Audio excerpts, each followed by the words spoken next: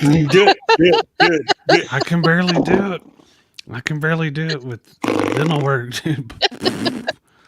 Can't do it. I can go.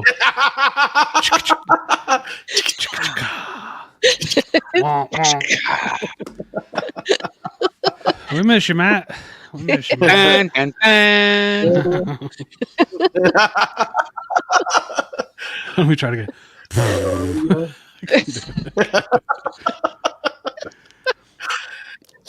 Hey, Jake's not sinking any ships with those loose lips. I can't whistle. I can't whistle like I used to. I paid that much money for dental work, so I can't whistle. Whistle.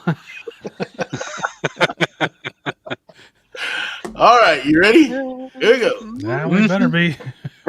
Welcome to Creative Makers Podcast with your host, Joey with Steel Blade Woodworks, Matt with Wacky Works Workshop, Jen with Jen's Turns, Jamie with JP Woodwork, and Jake with Northside Custom Crafts.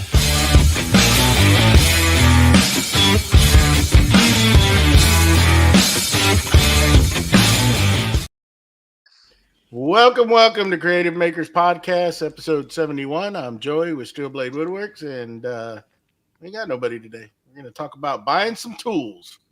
We're not junk. I'm saying.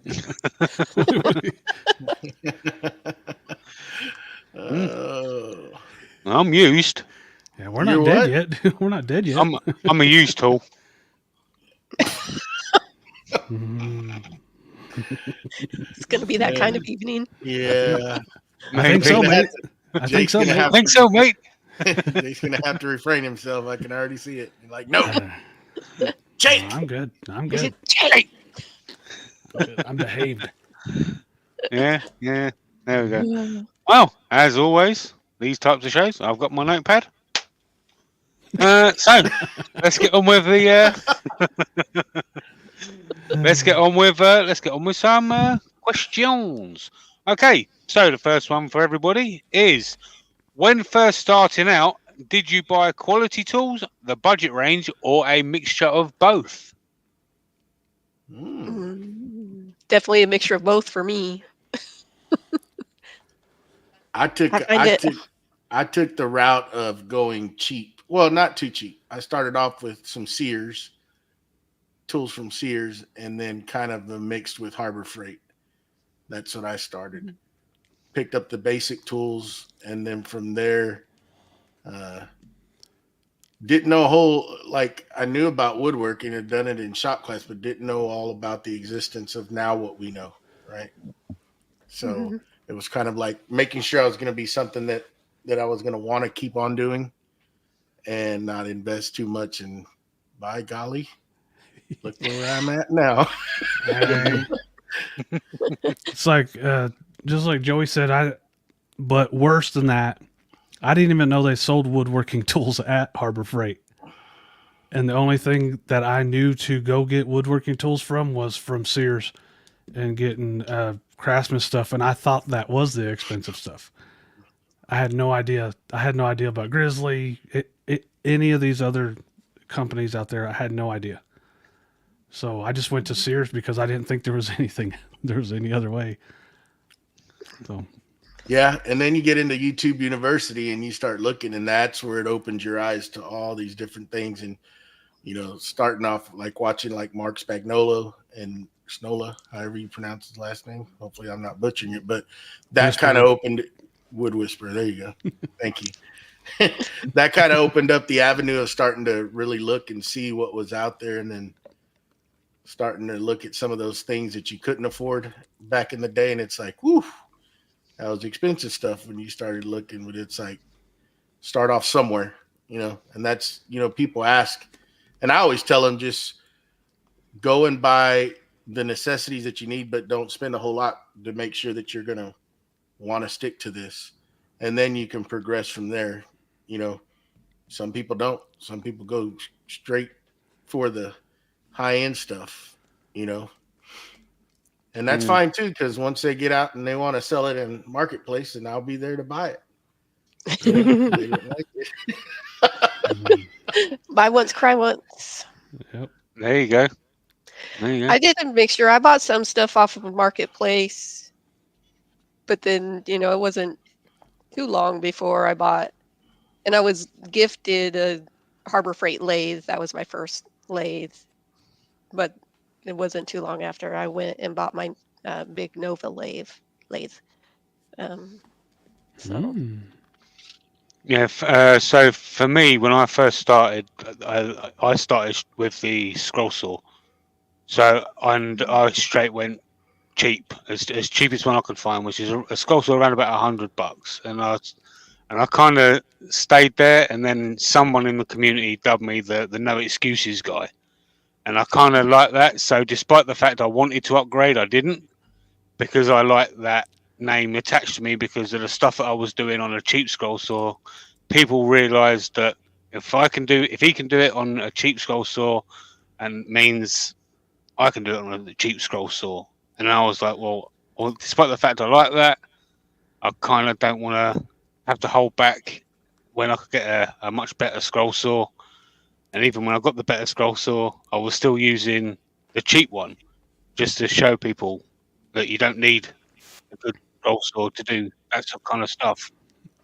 And then I started wood turning. I got the cheapest lathe I could get at the time, which is a MIDI lathe. And then I started working with companies and upgraded to the Coronet Herald. And now I've got this thing next to me.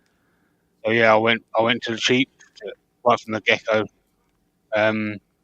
with everything I've ever really got. Wow, I'm surprised you didn't take the opportunity to brag about your thing next to you. Oh, Hey, yeah, Matt. Harvey T60.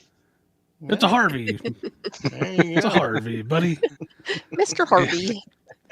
There you go. This kind of pertains, like, because the first thing I went and got was a scroll saw, and I bought it for the wrong thing. I was gonna, buy plywood and cut out shapes, and then paint them when we were taking them to craft shows. And so the first thing I bought was a scroll saw. Totally wrong tool for that, but it just goes to show that you should not know what you're doing. Like most of us, we cater to newer people, and who's better than the people that didn't even know what the saw was for when we first started, Yeah. Okay. Yeah, on to the next one. I did the same go on, thing, Joe. kind of like you, Jake. I did the same thing, kind of like you. Went and got a scroll saw to cut shapes out because we were doing some furniture, and I needed to cut shapes out in the legs. And then I quickly learned that wasn't the right tool for that. It would work, but it took forever.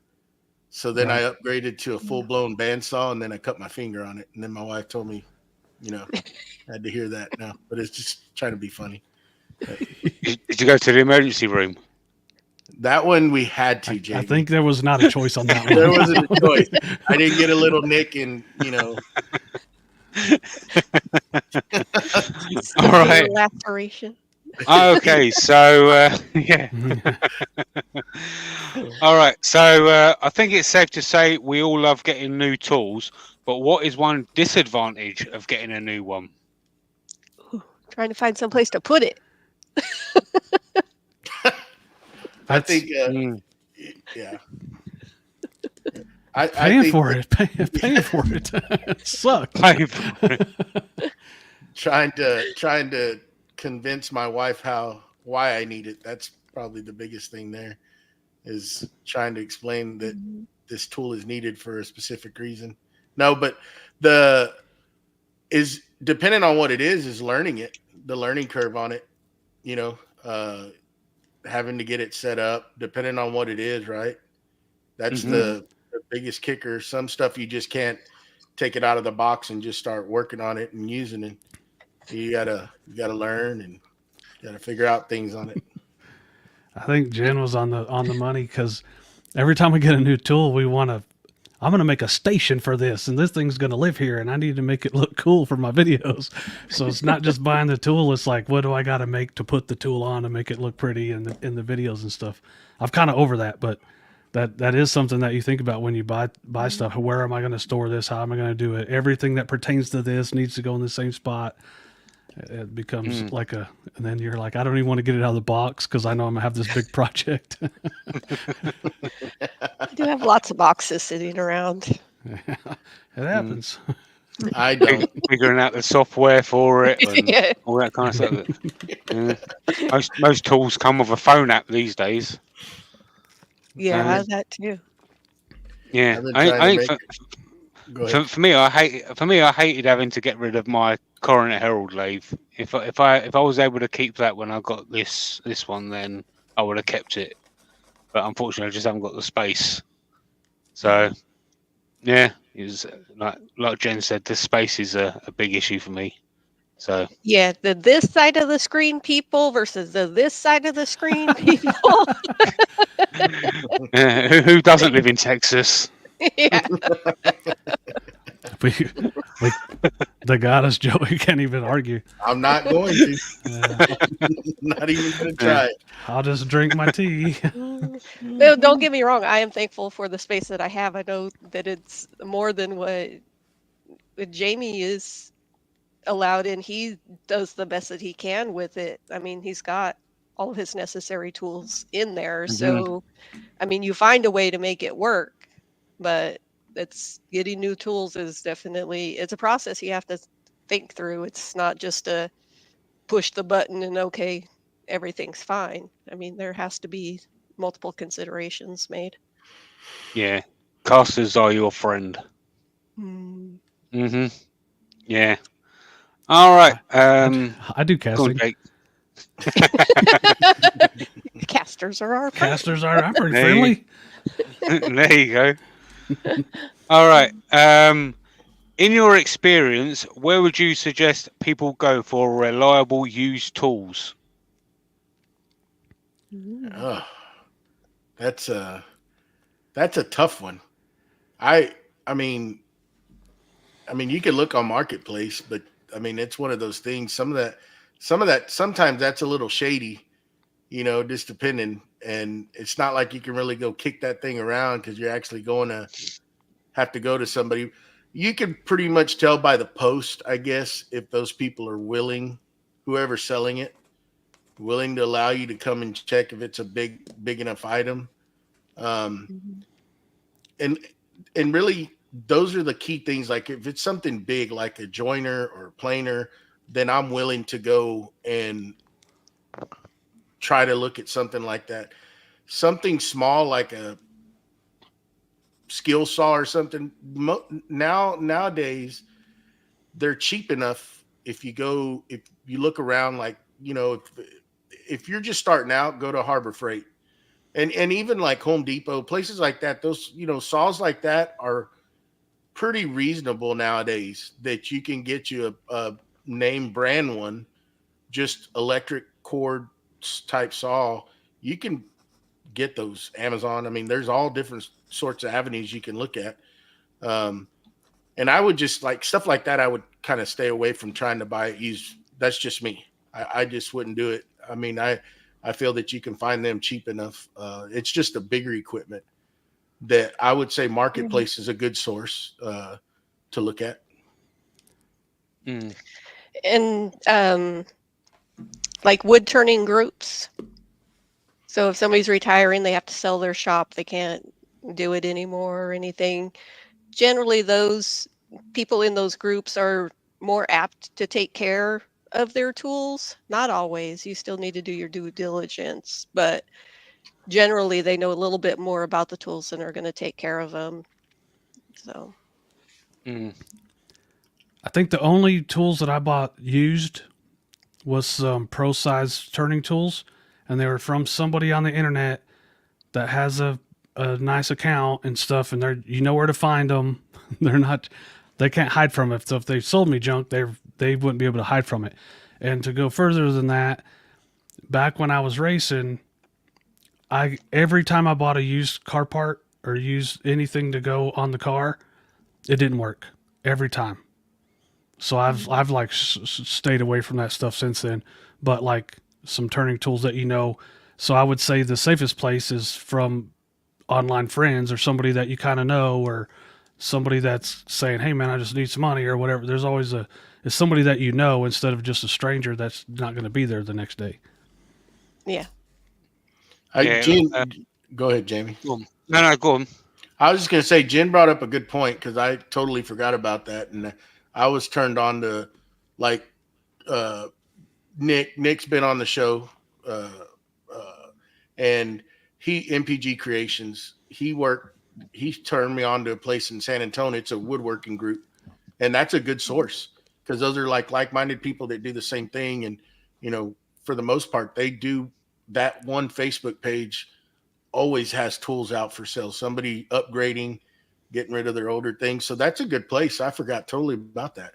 That's a good place to take a look at for people that are searching. Look in your area for a woodworking Facebook page or something. They usually put a lot of stuff out there. Yeah. Yeah. In the chat here, Wooden Mustache, he says, I need a drum sander and a joiner. Got to start keeping my eye out.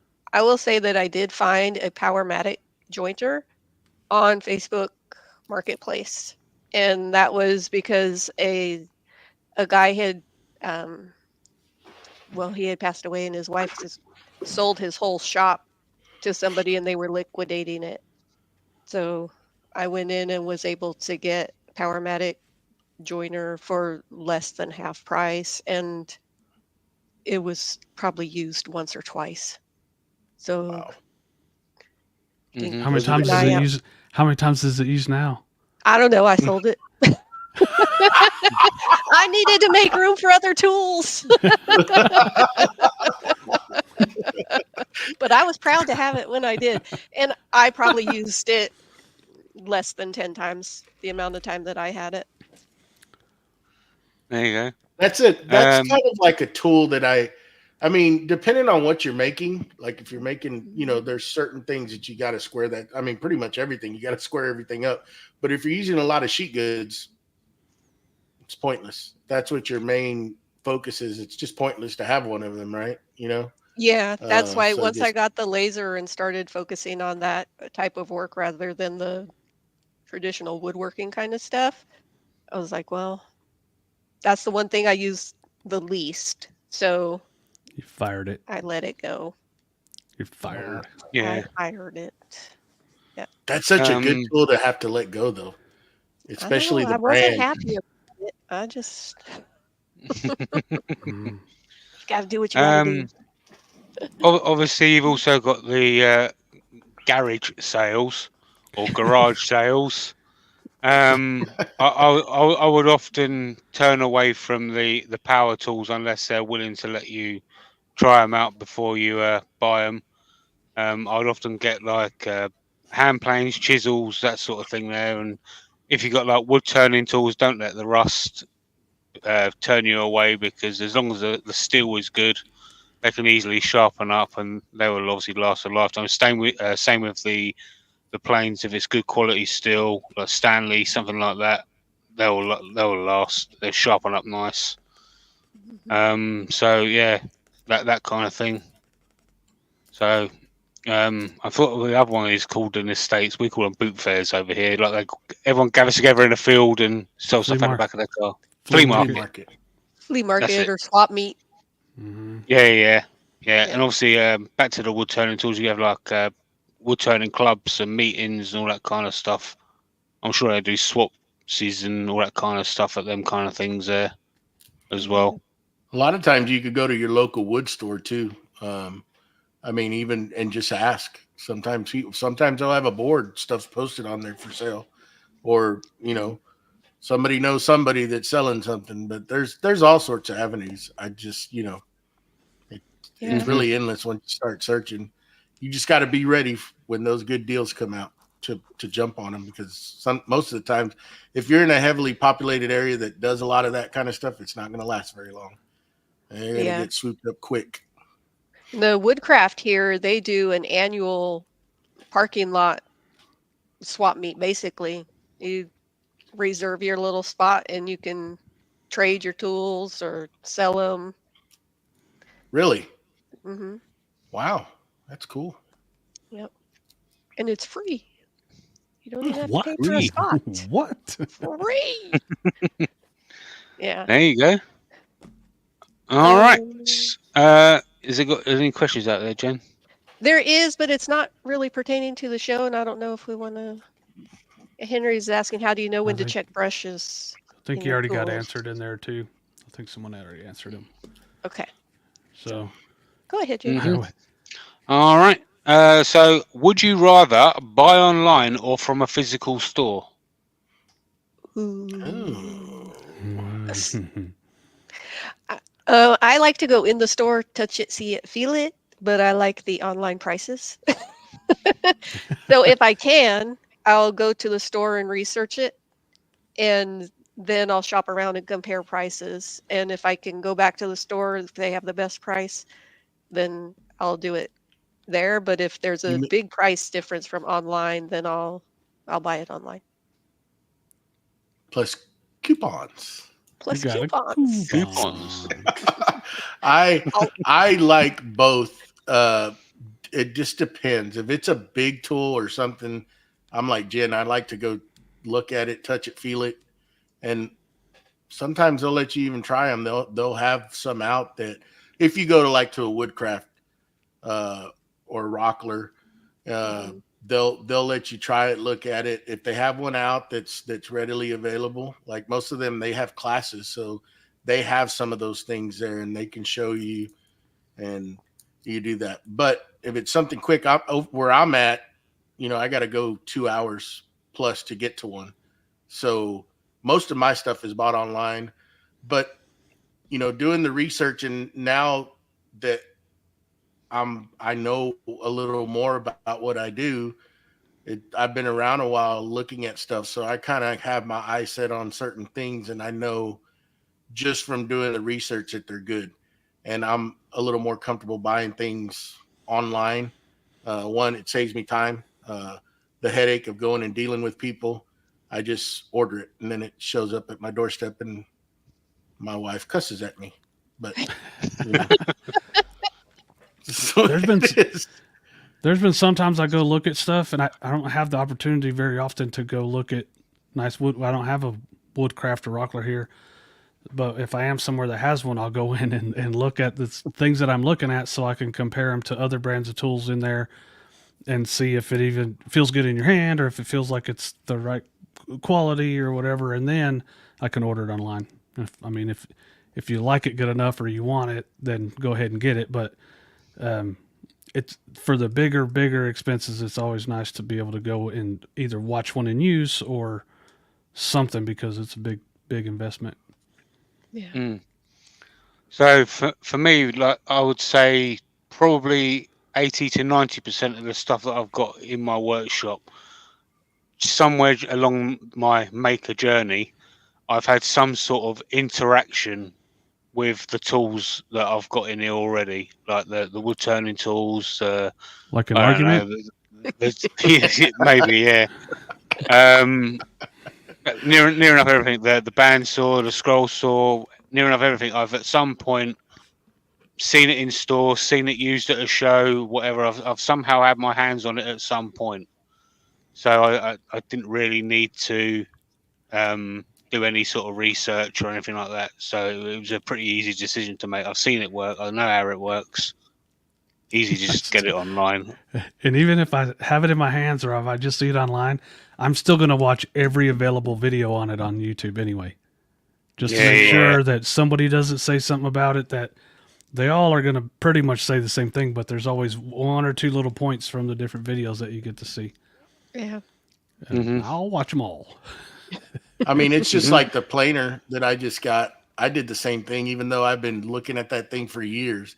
I still went on YouTube University and I watched video after video because just to make sure, it's a big purchase. And I was like, Yeah, I just needed to, and everything that I saw was just good reviews. It's a good tool, but it's just still, once you have that thing here, it's yours. And if it doesn't work good, what are you gonna do about it? yeah, you're done. Yeah. Yeah. Yeah. You got that brake light warranty. As soon as I see your brake lights, warranty's up. Because I've had bought some cheaper tools. And once you get them here, they don't perform as good, and it's just like nothing but for the most part, everything I've done my due diligence and everything's worked out. It's just, smaller stuff that didn't perform like I thought it was or like they showed it did. And it's like, then, people were kind of fibbing on that kind of stuff. It's like, yeah, they weren't telling the whole truth on this thing, Yeah. So, that brings me up to my next question. So, regardless of buying online or in store, do you usually check for reviews of the tools you're planning to buy? Yes. I look at reviews on the manufacturer's site if they have them. I'll do a Google search, and then Amazon. If the tool is available on Amazon, I look at the reviews on Amazon too. So And you get a good cross section. that's You usually, can usually get a good sense if it's like actually a problem or if it's a Karen. Right. Yeah. And so I do the same thing if it's something, well, along with the YouTube videos, and go ahead and look at all the reviews and stuff. And then if there's a common theme that's wrong that you're not going to be able to live with, then it's kind of a deal breaker if it's a reoccurring thing that everybody is saying. Yeah. Yeah, that's kind of along the same thing that I look at, Jake. You got to kind of read between the lines on some of those reviews, because sometimes you'd be like, oh, well, that's not how it was intended to be used, and you're mad because it's not working for you and you're leaving a bad review, but that's not the tool's fault. There's like, this tool's so stupid it didn't turn on until I flipped the switch. It should have already been on. There's some ridiculous stuff out there. Yeah, it gets pretty crazy. So it just, I would say the same thing. I definitely look at reviews. It sways some on my decision, but most of the time it's like depending on what they're stating in there. Because, like Jake said, they just didn't know how to use it. You can read between the lines and know, yeah. Because the majority of the reviews on there are saying it's a good tool, except those few that are knocking it down. I bet that person wonders why everything they buy, everything I buy sucks. No, it's you. Yeah. You suck. Yeah. That's a common denominator in everything. You. So for me, I'll happily openly admit that my one of my brands of choice is Bosch. So I've got an extensive collection right in front of me, actually, and so I definitely do my research on what I would like to buy. Like, for example, I wanted to have the dust extractor, so I went onto the Bosch website, saw that they had quite a range.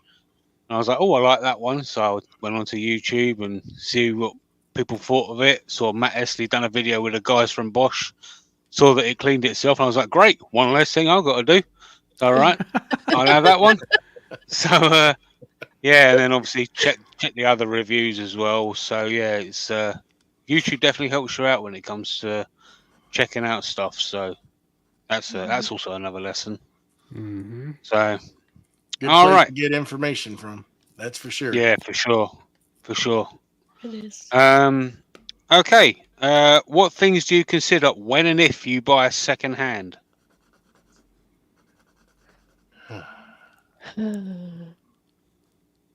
ahead, Jake. How old it is, why they're selling it, where they're at, how far do I got to go to look at it, how hard is it going to be to get to the house, are they a jerk, is the rest of the tools around their shop broken when you go to look at it, like there's a do they stink? Do they stink? There's a, yeah. You can usually tell by the photos. I'm going full in. Investigation. Yeah. I zoom in and look at what's around it and stuff, because there was what was it? It was a lathe one time when I was looking for a lathe, and boy, you could tell that just by zooming in on the photos. It's like, yeah, I'm not even going to consider this, because you could just tell that thing probably they just made it look good for the photos. It's probably been mistreated. Yeah. Yeah. Or if you look around and there's just a bunch of plastic where they've stripped wires and stuff, and there's nothing else there but this nice tool. It's not their tool. They stole it. Yeah. Yeah. Yeah. You can tell that too. That's a good point. That's a dang good point, because even on Facebook Marketplace, if you go and you look, it was just right down the road, and there was a plunge saw festival, and I was like, you look at the name, and then you go and do some investigation because you can see seller, and you start looking, and it's like, because it was so cheap, and I'm like, why are they selling this thing so cheap? And once you start doing a little investigation, because it was not theirs, that's why they're selling it so cheap, because they don't know what they have. And then you look at all the other stuff that they're selling, and it's like, yeah, it's kind of shady. Mm-hmm. You've never seen a crackhead say, I'm going to try to get some crack today. They go get crack. They're going to get it. They're determined. Anyway.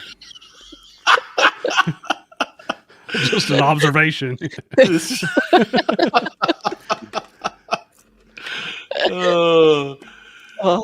I'm looking at something on Marketplace, moving on, then I do like Joey. I go to the seller's profile and check their page. Are they a real person? First of all, what else are they selling? Because there's so many that they're counterfeit ads in the first place, and they want you to pay so you can hold it, and then they ghost you. It's gone. So that's never happened to me, but I know people that it has happened to. So you got to make sure the person is real, and then like the guys were saying, look at the tool as much as you can and see how much wear and tear is there on it. Are you just looking to use something one time? Then it doesn't really matter as long as it turns on and it's going to work. But if you want this to be a staple in your shop, then you need to make sure that it's got some life left in it. Yeah. For me, I haven't really bought second-hand tools in years, if I'm honest. I think the last time I bought something was well over 20 years ago from a boot fair or a yard sale, and I think that was probably wood, if I'm honest. So yeah, I usually just go for either really, really cheap and just hope it holds out for the job that I want to do, and if it doesn't, then I just go and buy another one until I can afford the expensive version. So yeah, I think that's kind of my deal at the moment. I had an incident one time where I went and I looked at a Delta planer, and it looked good from the photos, right? And the guy was, you could tell, he had a nice table saw. It had good things on it from the surrounding, and he agreed right down the road. Boy, did he not take the pictures of the bad stuff when you get there. When I walked in and you could see a light switch as the on and off switch, I was like, oh. And then you start really looking at it, and he took some flashing to make a makeshift dust port on it that was just hideous. It was awful. That thing, when I looked at it, I'm like, yeah, well, to him, I was like, yeah, just gonna have to pass on this thing. It was bad. It was bad. So, yeah, wow. The light. Wow. If you see a light switch as on and off, walk away. Unless it's for lights. Well, yeah. But it wasn't. All right. So, do you usually stick to one particular brand of tool, or are you quite diverse? I'm diverse. I mean, I have a lot of different things, but there's at the beginning I was all over the page. Now I kind of stick to one thing for most part on certain items, but I mean, it doesn't hurt to be diverse. I mean, there's a lot of good tools out there. And as you progress through your hobby, you start wanting to have better things, and then you've kind of weeded out. Once you've done it for a while, you've weeded out the stuff not to go with and the stuff to go with. In my opinion, that's what I've done, and now where I'm at with what I do, I kind of just stick to, like, for my big tools, for most of them, like your planers and stuff, most of them are gonna be, they look the same. They just got a different color, different tag on them. I mean, for the most part, yeah, They're they may diverse. have better motors. They may have a little bit better motor, but why are you gonna pay? For instance, like the planer, you're gonna pay $8,000 for a yellow machine when you can go get it for what's that? I ain't. Well, that's what I'm saying, though. Me neither. When you can get the same thing that's going to do the same job, and I mean, people are probably going to murder me over this comment, but I don't care. When you can pay, $3,000 versus $8,000 or $6,000 to get the same job done, I'm not a commercial shop. I don't care. It's just crazy that by having certain brands or certain names on them, that puts them when the machine looks dang near identical. That's just me. Of course, there's a lot of things, but there's certain tools though that they are worth the money. I'm going to put it to you that way. There's certain tools that I don't mind paying for them because I know they're going to perform well. I'm not going to have problems. They got good warranty. They got good customer service. That's a big thing. Something happens, pick up the phone and it's getting fixed. That's a big thing. Customer service is a big thing when you're spending that kind of money, so that's my 2 cents worth. My bigger machines, I don't care. Whatever, just like what you say, if my joiner and planer don't match, who cares? But as far as the smaller tools, let's say like cordless tools, I've already invested in rigid. I have a bunch of batteries and all the tools and everything. So if I need another tool, the first place I'm going to go is to the rigid. Whether I think another one might be better or whatever, I'm probably going to get the rigid just because I don't have to have a whole nother battery platform to mess with. But as far as the bigger machines, I don't care. Whatever's going to be the best deal or what's going to be best for my shop, whatever brand it is.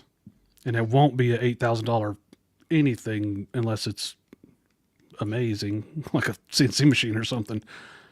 But yeah, and I'm the same. Like, I have different brand table saw versus band saw and that kind of stuff. But my basic hand tools that are power tools, I went with DeWalt, keeping the same battery system. It was easiest for me. Back in the old days, you used to get a battery with every tool that you bought, but they don't do that anymore. So it's easier to stay within the same tool line and be able to use the batteries that you already have if you're not buying it as a bundle and getting a battery with the tool. yeah, the early 90s, it come with a battery and a bottle of Aquanet.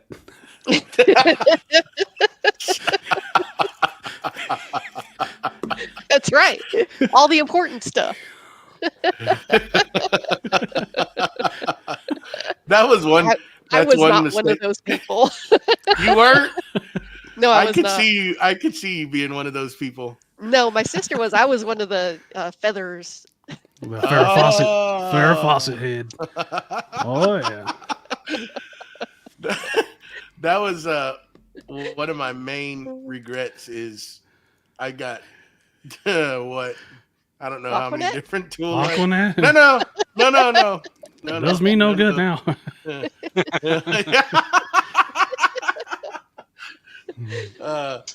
Getting different tools, battery lines. Now I'm trying to just stick with certain one because it's just it's kind of like, oh, that's a good deal. I got to try that.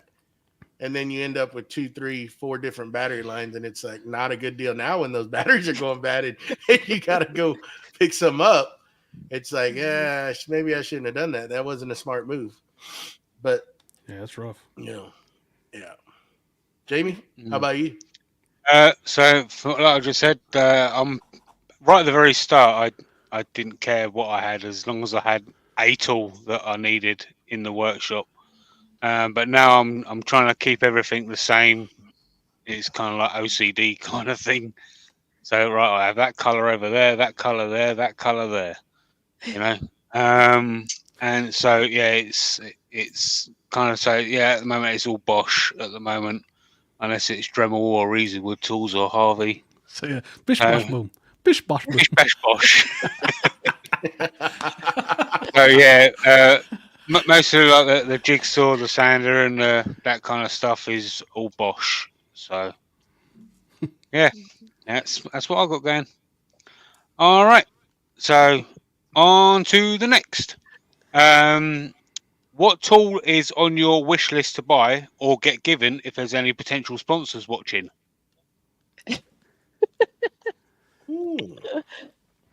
Well, although I do not have much need for it anymore, if I had it, I definitely would use it. Is still a drum sander. So Jet, if you're watching, Jet, if you're watching, Jenny needs a drum sander. That's one that I want to upgrade. That's probably my next upgrade is I want a double drum sander. That's probably what I'm gonna be. It's what I'm eyeing, and I don't know. Not this year. I'll be sleeping out here if I do something like that. The year's almost over. Hey, it's not so That's right.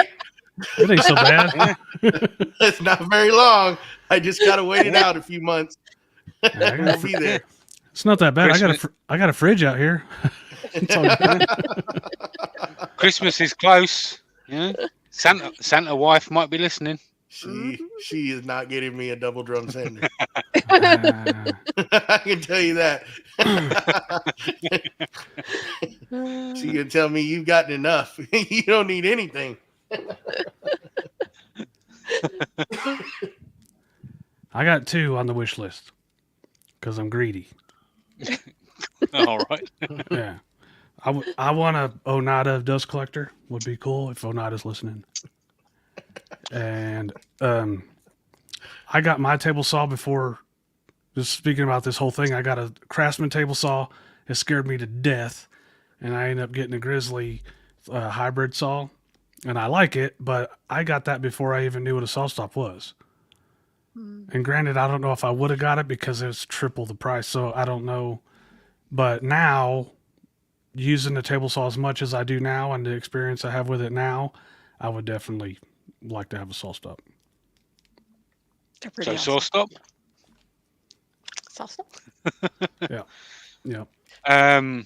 For me, not really a power tool. It's more like an attachment for a tool. If anything, it's a steady rest for the lathe. So my lathe is quite large, as you probably know. And it's got a 24-inch That's what I heard. swing over the bed, and it's hard to get stuff in the UK for this lathe. Jake. So it's quite hard to get stuff in the UK for this lathe. So yeah. So yeah, a steady rest for a lathe with a 24-inch swing would be ideal. That's a heck of a swing there, Jamie.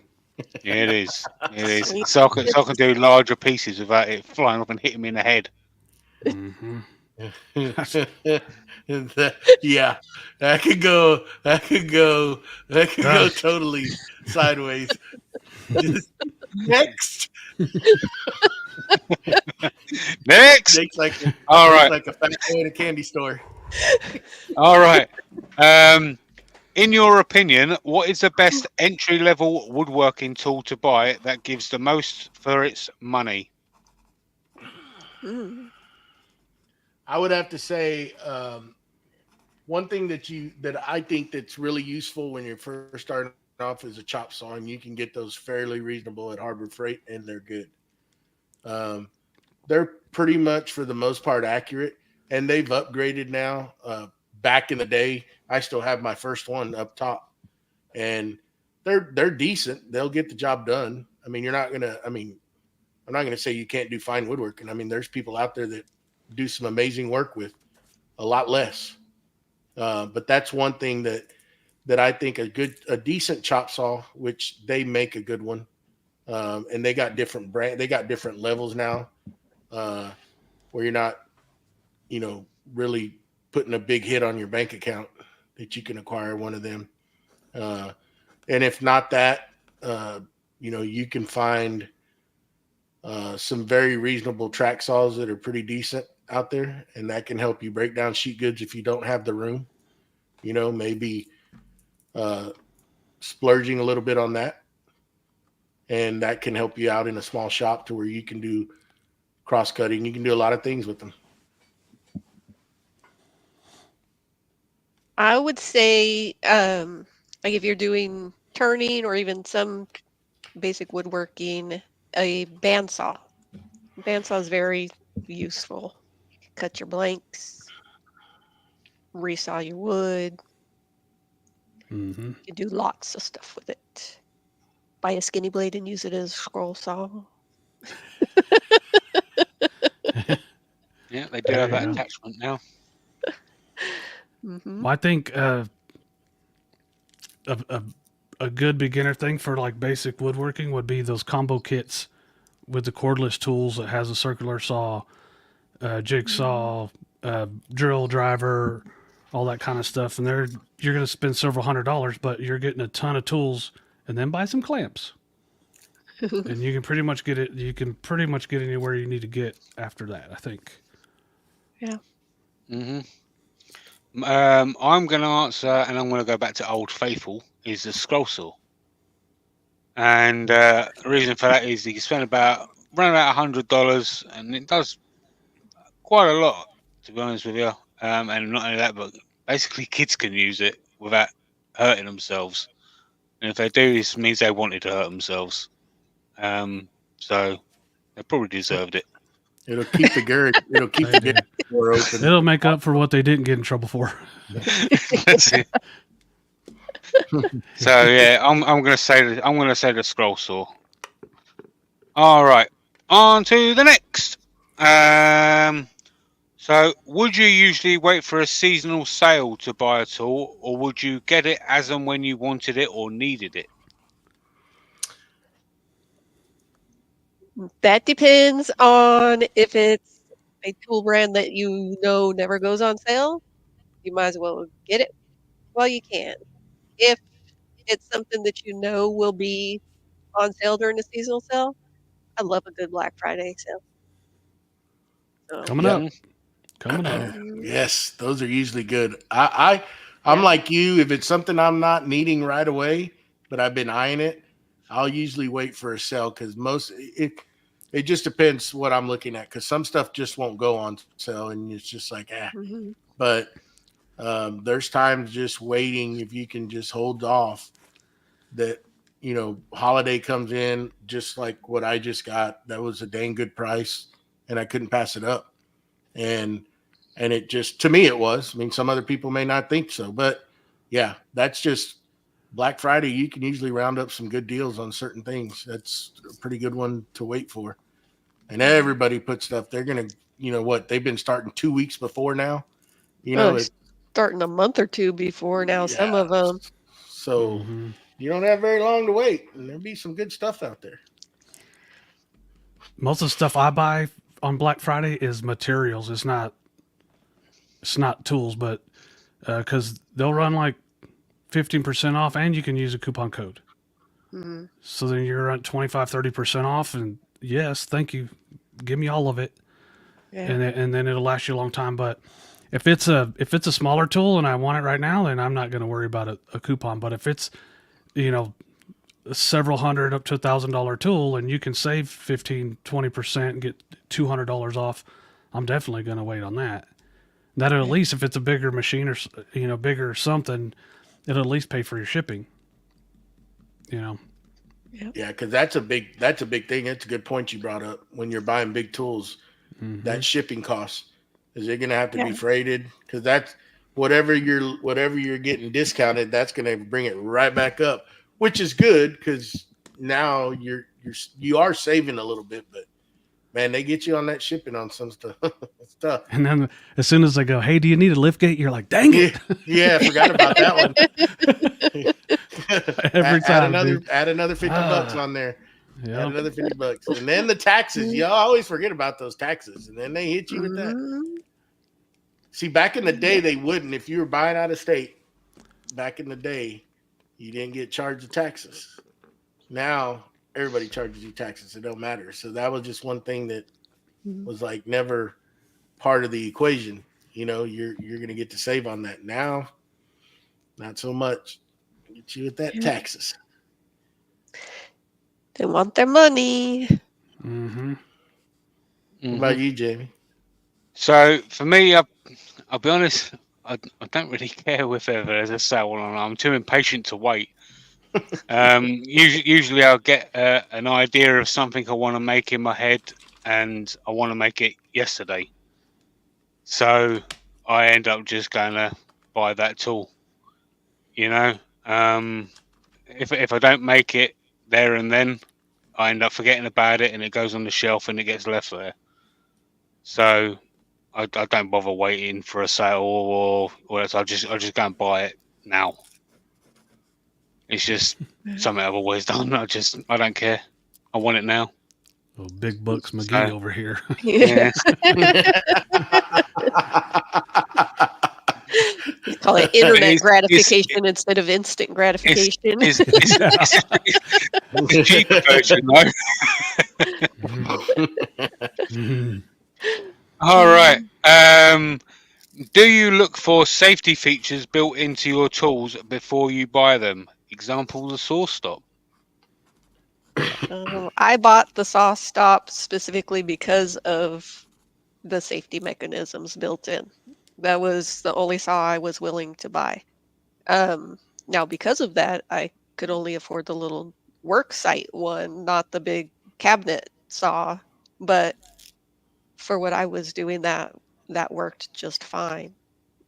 So if there's safety mechanisms built into a brand versus a different one, I'm probably going to go with the one that has the safety.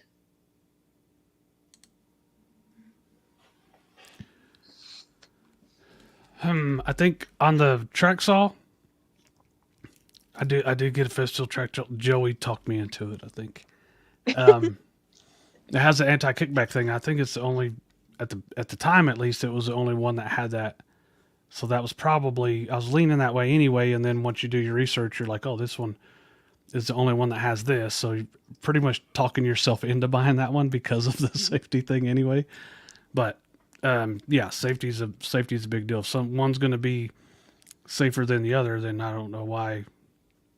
Like I said, when I bought my table saw, I might have still bought that table saw just because of the money, but I would have definitely had to think twice if I knew saw stops were a thing back then. I when saw stop came out, it was when I was in my old shop, but there was no way to afford that saw at the time. But I knew that at one point I would get that, because I'd had some close calls, and then I cut my finger on a bandsaw. There's no safety features on a bandsaw except have your mind in the right frame when you're out there working. But I knew at one point when I was able to, I would get a saw stop just for that reason. Once you have a few close calls on a machine like that, it's unforgiving. It's going to hurt you pretty bad, and there's no going back. But on other stuff, I don't look at that so much because on certain things, there's not a whole lot. Now, I will say Festool has an anti-kickback now on their plunge saws on some of the newer ones, which is pretty good because I've had one kick back on me. I had the Makita kick back on me, and I nicked the track because I wasn't paying attention, and I had it kick back, and it popped out of the track and nicked the track. So, but all the other stuff, something that does not sway my decision on buying something. I don't look at just whatever safety features they come with. I don't take them off. I'll put it to you that way. Because I've seen some, for instance, like a joiner where they take that anti-kickback deal out and you see them using that stuff, and that's like, if that thing is to kick, yank that piece of wood out of your hand, where's your hand going? Straight into that blade. And that's something I won't remove anything. I see a lot of people that have removed a lot of things, and I'm like, yeah, no, because it's so quick for things to happen. And, I'm always thinking of what my move is if something happens. I don't know if y'all do that. Like, what if this happens? What am I going to do? Every time I go to the table saw, I have a plan and a backup plan. One plan is no plan. 2 plans is one plan. Yeah. It's like you envision going all the way through the cut and how it's going to go. And I'll have an extra push stick somewhere close within reach and have it all planned out first. And then hopefully your plan works. Yeah. Mm-hmm. It's just like the chop saw, Jake. Well, I think we were talking about it one day privately. And the next day, I think I had 2 kickbacks. First time I ever had that saw kick back on me, it was DeWalt on a chop saw. Just twice in the same day. It's that wood released. It relieved some stress, and man, that thing came right toward my gut as soon as it did. And thank God that blade guard was on there. One time it actually hit me, and if it wouldn't have been on there, wouldn't have been a good sight. I had mine kick back in the miter saw station, and it tried to yank the screws out of the wood holding it down. It'll cure your sinuses, that's for sure.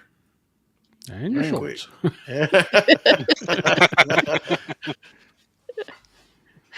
I don't think me buying a tool would sway me if it had safety features on it or not. I think the ultimate lesson to learn is always respect any tool that you're going to use. Well, yeah. Whether it's a screwdriver or a table saw. Yeah. Man, I've hurt myself more with chisels than anything else. And me. Oh yeah. They're sharp. I've got a deformed thumb because of a chisel.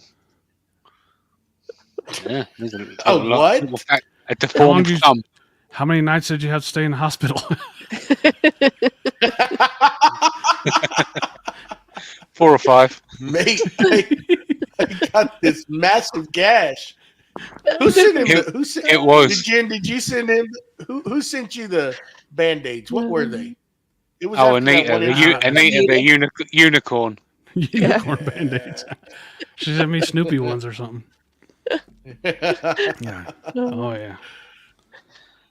Yeah. Gosh. All right. So we got time for a quick speed round. Sure we do. Yeah. All right. So one quick tip for buying tools in general. Do your research. Yeah. That's what I'm going to go with. Do your research. Make sure you go on YouTube, do your research. And if you have the opportunity, go to somewhere where maybe they'll let you use it. Try it out. See if it's going to fit you right. Go to watch YouTube videos, and then if you're still not satisfied or whatever, see if one of those YouTubers will answer their DMs and ask them a question about it. Because I'll answer. I might have a video that's 2 or 3 years old, and I might not even care for that tool anymore. There might be something better, or I might have done something different. But I'm not going to make a video for that. And it's not a good idea to bash companies anyway. So people will ask me about that sliding table saw attachment I had on my table saw for a while. And I'll just tell them it's not on there.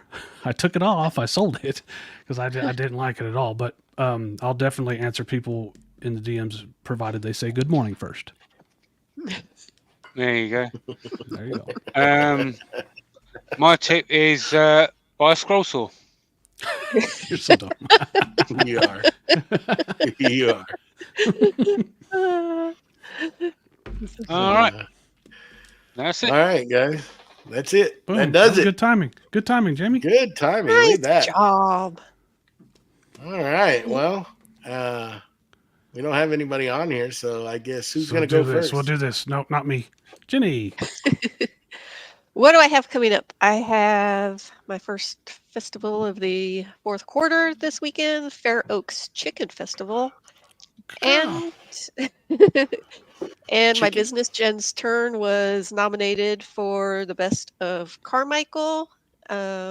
If you have not voted and you care to, even though you're not in Carmichael, Wow.